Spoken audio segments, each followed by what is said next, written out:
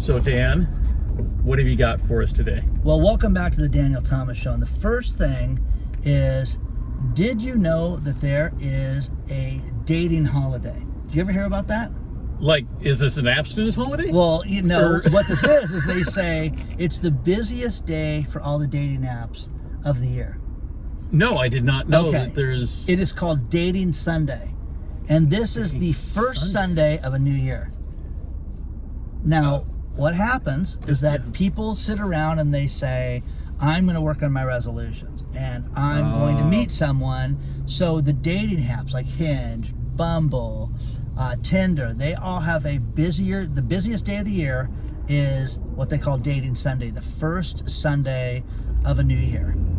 Isn't that interesting? So really, I guess this is everybody who's made it through the holidays now saying, all right, I'm back in the game. I'm ready to go find my mate or whatever I'm looking for. Exactly. And that's gonna. This sounds like a New Year's resolution. Well, what it is, it's a resolution, and it's also the last 3 years, it has made the traffic of these sites go up a minimum of 15%. Wow. Some as high as 20% on the first Sunday when people sit down collectively and they say, I'm going to find someone new to go out with. So I think it's interesting, but again, I think that, you know, I'm one of the people that you need to schedule goals and set goals anyways, and people don't need to just do it, you know, during, New Year's and have your resolutions always be on New Year's. You could always set a goal to get something done between now and next Wednesday.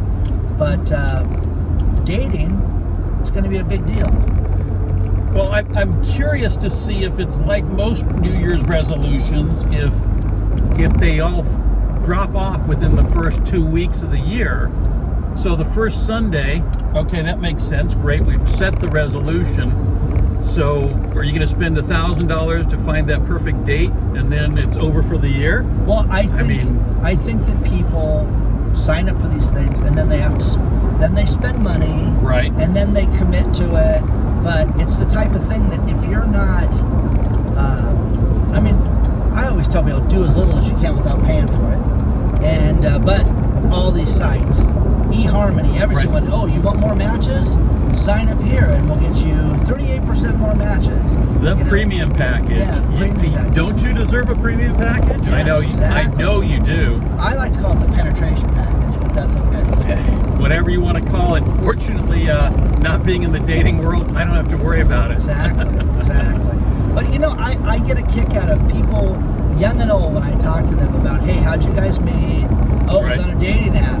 And, they all, have interesting stories. But I'm going to start asking people if they think that there is truth to this. That if people get in the game. I know that with gyms and with fitness and health food stores and vitamin shops, everything is busy right now, and that's because it's January and I'm going to eat healthy. I'm going to get stuff done, and I'm going to make a difference, which is great. I mean, I'm all for that. I really am. I'm not for quitting. And the thing that floors me is the number of people that stop dating or stop their resolutions 2 weeks into the month. And, 85% of them are done by the end of the first month. Correct. So, if you would, please like, subscribe, but really, we'd love to hear the comments. Have you made this resolution? Are you more active on the dating sites? What are you doing? I've heard older people say that they are done with dating. I'm never going to meet anybody again, and I'm just going to give up. And I'm like, oh my God, that's so sad. That's horrible.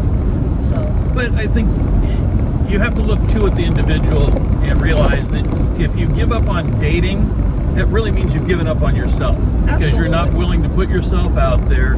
You're not willing to work on improving you as an individual, as somebody that would be fun to be around. And we've talked about this numerous times, that the most important person to be happy with is yourself. Absolutely. Also, again, one final tidbit. You want to meet somebody that's got like interests as you, join a club. Join, meetup groups, things like that. You like to run, you like to go to the movies, you like to hike, whatever. There are meetup groups that are free where you can meet people and they will be like-minded. Will you meet the man of your dreams? Who knows? The thing I always get a kick out of is like the Home Depot experience. Go to Home Depot to meet men.